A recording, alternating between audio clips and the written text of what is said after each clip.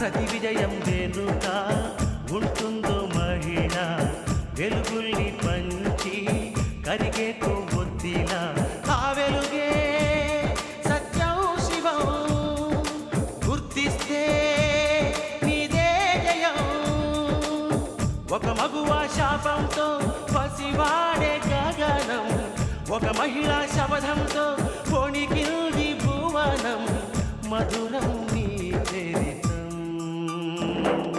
సాహసమే నీ ఆయుధం సాధించే నీ ఆశయం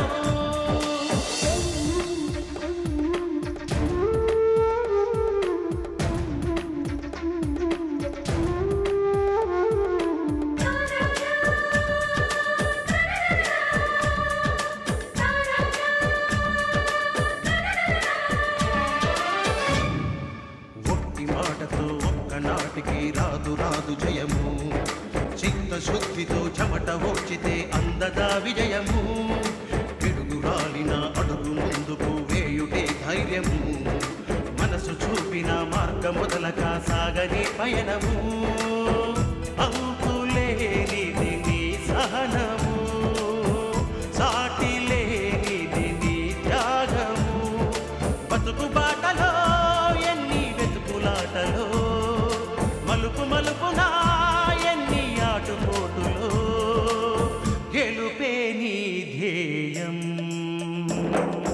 సాహసమే నీ ఆయుధం సాధించే నీ ఆశయం సాహసమే నీ ఆయుధం సాధించే నీ ఆశయం నీ చెల్లెలికి ఇలా జరిగిందనుకో ఏం చేస్తావు? నిజం చెప్తావా? అమ్మాయి నా చెల్లెలు కాదు కదా. ఒకవేళ చెల్లెలి అయితే ఏం చేస్తావు? నీకు చేతనైన సాయం చేస్తావుగా. ఇది అంతే అనుకో.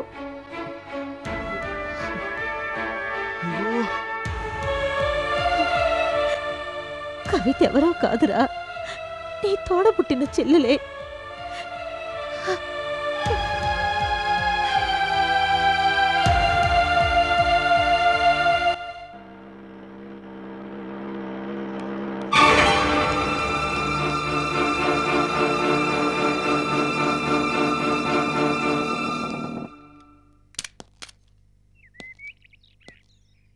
నమస్కారం సార్. రమ్మన్నారట. ఏమయ్యా బాలాజీ, ఆ జానకితో ఎవరో కుర్రాడు తిరిగావట, నువ్వు చూసావట? చూశాను సార్. వాడెవడు? పేరు వివేక్ సార్. అంతకు మించి అతనెవరో ఎవరి తాలూకో అవేం నాకు తెలియదు సార్. వాడు ఎలా ఉంటాడు? ఎలా ఉంటాడంటే నాకన్నా కొద్దిగా హైట్ ఎక్కువగా ఉంటాడు, నాకన్నా కలర్ కొంచెం తక్కువగా ఉంటాడు. ఇంతకు మించి ఏం చెప్పలేను సార్. అయితే చూస్తే మాత్రం గుర్తుపట్టగలను. సరే, అవసరమైనప్పుడు రావాల్సి వస్తుంది. అలాగే సార్, మీరు ఎప్పుడు రమ్మంటే అప్పుడు వస్తాను. మరి నేను వెళ్ళొచ్చా సార్? వెళ్ళు. Thank you sir.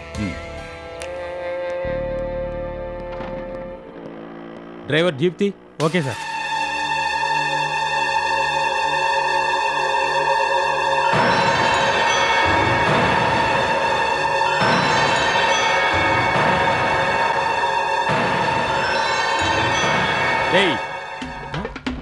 ఇలారా,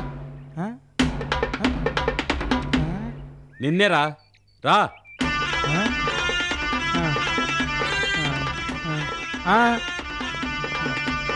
కానిస్టేబుల్, లోపల షూ తీసుకురా. Okay sir.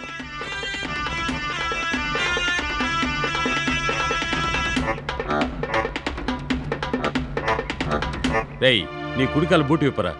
ఎందుకు సార్? విప్పరా.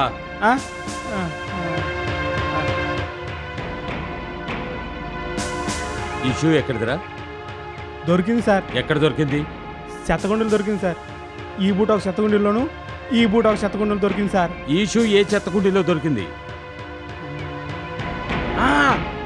గాంధీనగర్లో ఓ పెద్ద చర్చి ఉంది సార్. ఆ చర్చి ముందు ఓ పెద్ద ఇల్లు ఉంది సార్. ఆ ఇంటి ముందు ఓ చిన్న చెత్తగుండు ఉంది సార్. ఆ చెత్తగుండులో అవి ఇవి ఏరుకుంటున్నప్పుడు ఈ బూట్ దొరికింది సార్. సార్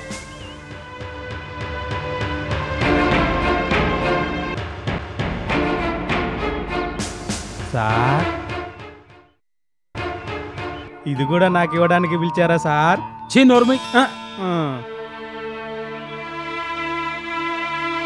ఈ షూ ఏ ఇంటి ముందు దొరికిందో ఆ ఇల్లు చూపించగలవా? చూపిస్తాను సార్. సరే, జీప్ ఎక్కు. సార్ ఏంటయ్యా? ఇది కూడా జీప్ ఎక్కు.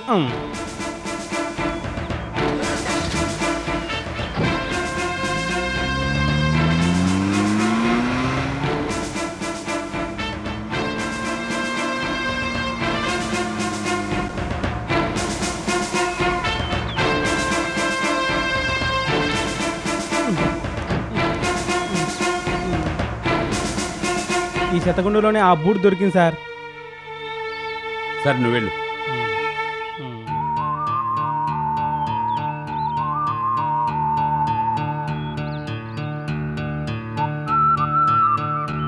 సార్ ఏంటయ్యా?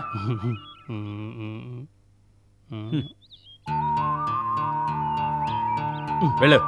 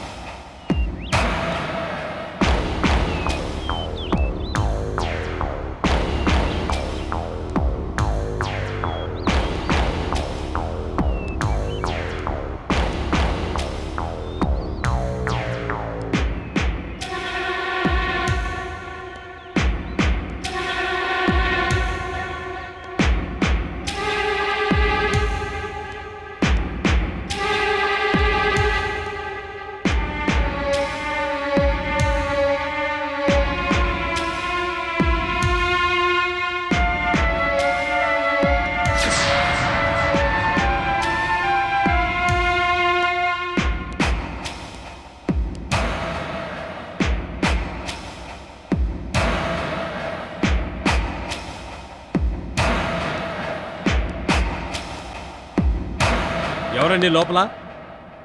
సార్,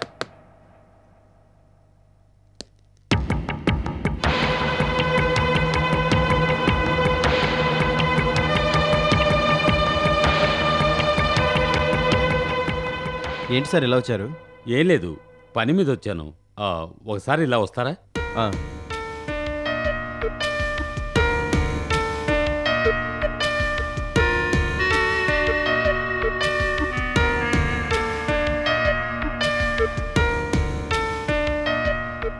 మీ పేరు? అశోక్. మీ ఇంట్లో ఎవరెవరు ఉంటున్నారు? మా డాడీ, మా అమ్మగారు, నేను ఉంటున్నాం. మీ ముగ్గురేనా? కాదు, మా బావ, మా చెల్లెలు ఉంటున్నారు. ప్రస్తుతం ఊటీ వెళ్ళారు. ఐసి. మీ డాడీ మీ మమ్మీ ఇంట్లోనే ఉన్నారా? లేరు, గుడికి వెళ్ళారు. అలాగా.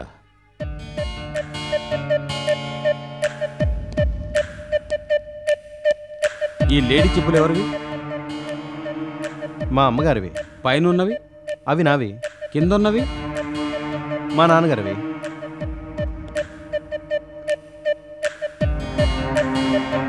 మీ నాన్నగారు ఇలాంటి చెప్పల్సే వాడుతుంటారా? ఇంట్లో ఉన్నప్పుడు ఇలాంటివి వాడతారు, బయటికి వెళ్ళినప్పుడు షూ వేసుకుంటారు. అవును, చెప్పుల గురించి ఎందుకు ఇంత పర్టికులర్గా అడుగుతున్నారు?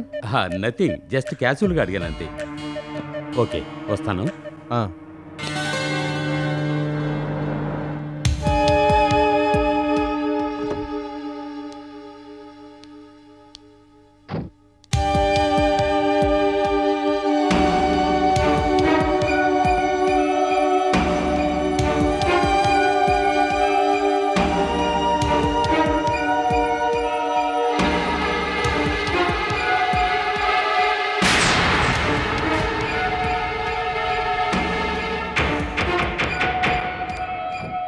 మీ నాన్నగారి పేరేంటి?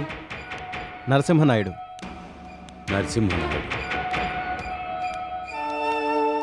ఇన్స్పెక్టర్ గారు, ఏదైనా పని మీద వచ్చారా? నేను 2 టౌన్ ఇన్స్పెక్టర్ని. ఒక ఎంక్వైరీ నిమిత్తం ఈ స్ట్రీట్కి వచ్చాను. అడ్రస్ సరిగ్గా తెలియకపోవడం వల్ల మీ ఇంటికి వచ్చాను. వస్తాను సార్.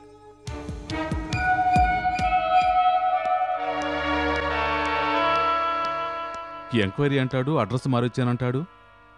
ఒకదానికొకటి సంబంధం లేకుండా చెప్తాడేంటి? మన గురించి రాలేదు కదండి. పోలీసులంతే, ఎందుకో వస్తారు, ఏమో అడుగుతారు. రండి.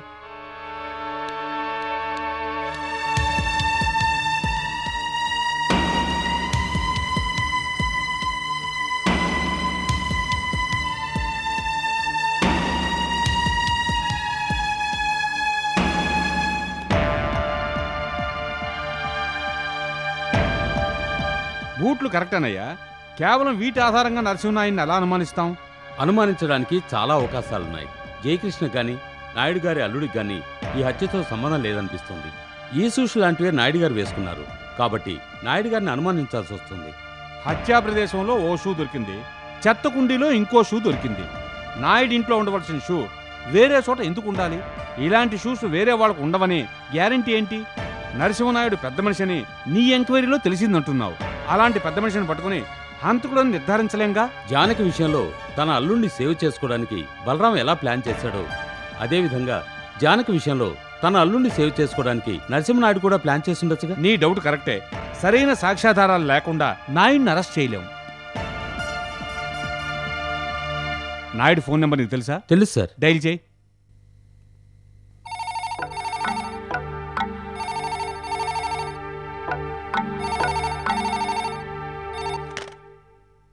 హలో, నరసింహనాయుడు గారు ఉన్నారా? మీరెవరు? ముందు మీరెవరో చెప్పండి. నేను నరసింహనాయుడు గారు అబ్బాయిని, అశోక్. మీ నాయన లేడా? మీరెవరో దేనికో చెప్పకుండా మా డాడీ గురించి అడుగుతారేంటి? ఏంటి పని? చూడు అశోక్, తన కూతురు కాపురం బాగుపడ్డానికి మీ నాయన జానకిని కూనీ చేశాడు. ఆ సంగతి మూడో కంటికి తెలదని మీ నాయన అనుకుంటున్నాడు. కానీ నా మూడో కంటి తెరిచి జానకిని మీ నాయన హత్య చేయడం నేను చూశా. కనుక దాన్ని నేను క్యాష్ చేసుకోవాలనుకుంటున్నాను. అదే డబ్బు చేసుకోవాలనుకుంటున్నాను. నేను చూసిన సంగతి పోలీసులకు చెప్పకుండా ఉండాలంటే 25 లక్షలు మీరు తీసుకుని 2 గంటల్లో మీరు సూరారం కొండలకు రావాలి. 2 గంటల్లో 25 లక్షలు రెడీ చేయడం కష్టమే అనుకో. తయారుగా ఎంత ఉంటే అంత తీసుకుని నేను చెప్పిన చోటికి రా. ఒకవేళ గడువు కావాలన్నా నేనే ఇస్తాను. అది చెప్పడానికి కూడా నువ్వు ఆ స్థలానికి రావాలా. నా మాటలు ఖాతరు చేయకుండా తేలిగ్గా తీసుకున్నా, పోలీసులకు చెప్పాలనుకున్నా సూపులో పడేది మీ నాయనే. ఇంతకీ మీరెవరు? డబ్బు మనిషినయ్యా, అంతకుమించి నువ్వేం అడగకూడదు. త్వరగా రా సూరారం కొండలకి. పెట్టే ఫోను. హలో,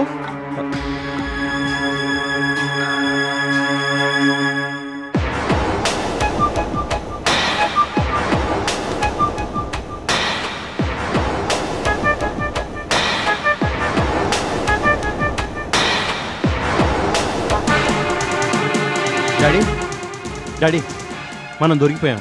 ఎవరికి? బ్లాక్మెయిలర్కి. అంటే మనం జానకిని హత్యా ప్రయత్నం చేయడం ఎవరో చూశారు. వాడు ఫోన్ చేసి 25 లక్షలు కావాలంటూ డిమాండ్ చేస్తున్నాడు. ఎవడో డిమాండ్ చేస్తే మనం ఇవ్వాలా, భయపడాలా? ఇవ్వాల్సిన అవసరం లేదు. అది కా డాడీ, ఇవ్వకపోతే పోలీసులు చెప్తానంటున్నాడు. చెప్తే చెప్పుకొని అశోక్, మనకేమన్నా భయమా? ఎవడో డిమాండ్ చేస్తే మనం భయపడాల్సిన అవసరం లేదు. ఇదిగో ఇలాంటి వాటి గురించి ఆలోచించుకో. నీ పని నువ్వు చూసుకో. వెళ్ళు.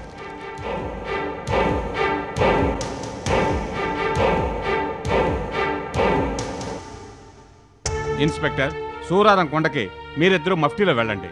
నాయుడే కనుక హత్య చేసి ఉంటే డెఫినెట్గా అక్కడికి వస్తాడు. అతను రాకపోయినా అశోక్ గాని వాళ్ళకి సంబంధించిన వాళ్ళు గాని అక్కడికి వస్తారు. వచ్చిన వాళ్ళని బాగా అబ్జర్వ్ చేయండి. దాంతో అసలంతకుడు ఎవరనేది మనకు తెలుసుకోవచ్చు. వెంటనే బయలుదేరండి. ఓకే.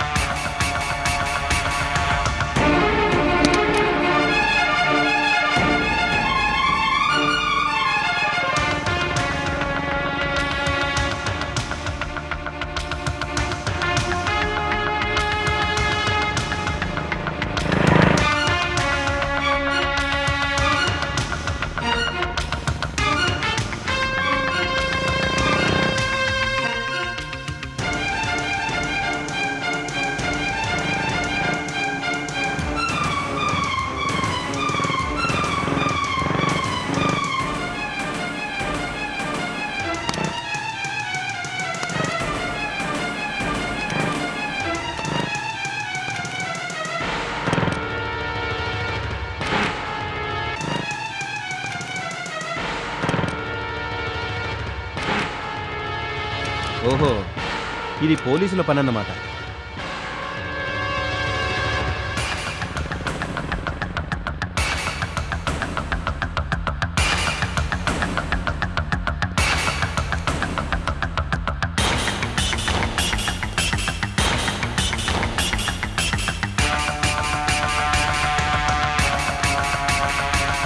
డాడీ డాడీ ఏంటి అశోక్? కొంప మునిగింది. ఏం జరిగిందిరా? నువ్వు వద్దని చెప్పినా వినకుండా ఆ బ్లాక్ మ్యాన్ చెప్పిన ప్లేస్కి డౌట్ వచ్చి వెళ్ళాను.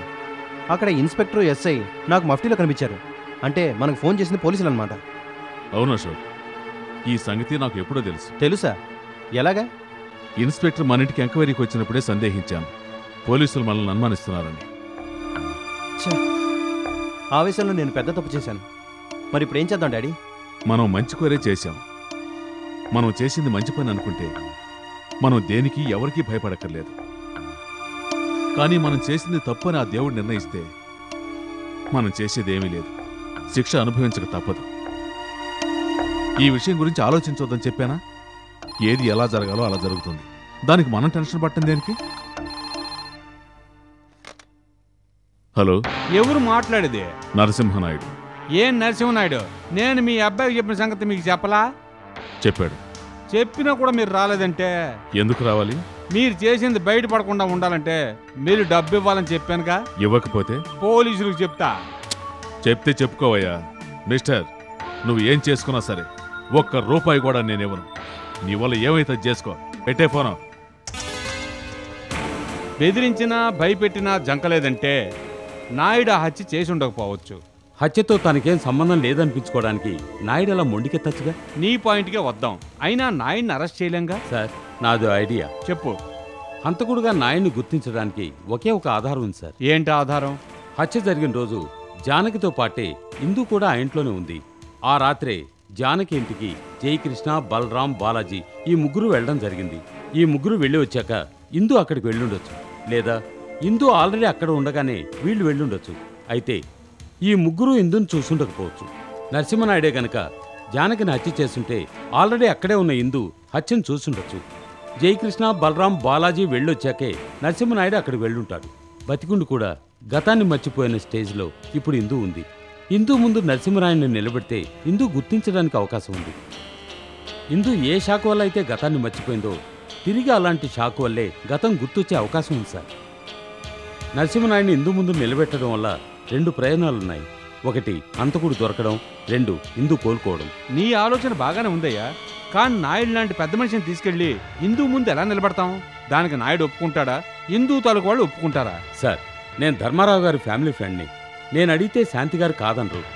నాయుడిని ఒప్పించడం కష్టం కానీ శాంతి గారిని ఒప్పించడం కష్టం కాదు సార్. నువ్వంత ధీమాగా చెప్తున్నప్పుడు నేనెందుకు కాదనాలి? సరే, ట్రై చేయి. Yes sir.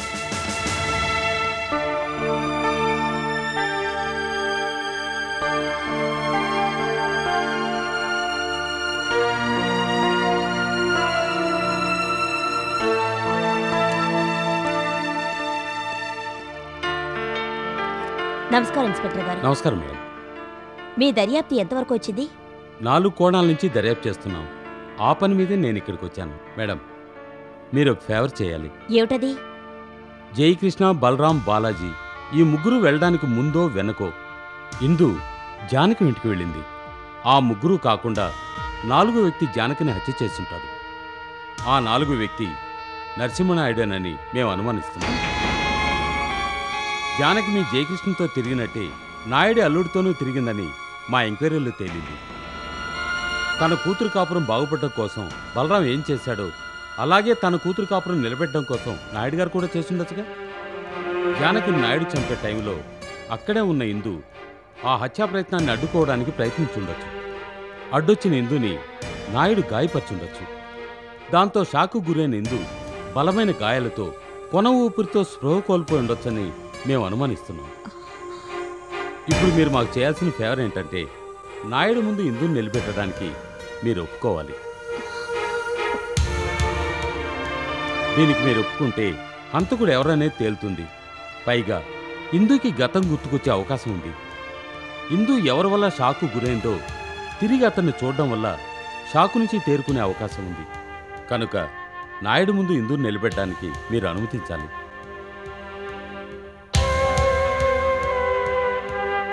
ఏంటి మేడం ఆలోచిస్తున్నారు? ఏం లేదు ఇన్స్పెక్టర్. నాయుడు గారి ముందు ఇందుని నిలబెట్టిన పక్షంలో గతం గుర్తుకు రావడం మాటాటుంచి మరో షాక్కి గురయ్యే అవకాశం ఉందిగా. అందుకని నాకు కొంచెం టైం ఇవ్వండి. నేను ఏ విషయం మీకు చెప్తాను. ఓకే మేడం, టైం తీసుకోండి, కానీ వీలు కాదని మాత్రం అనకండి. వస్తాను మేడం.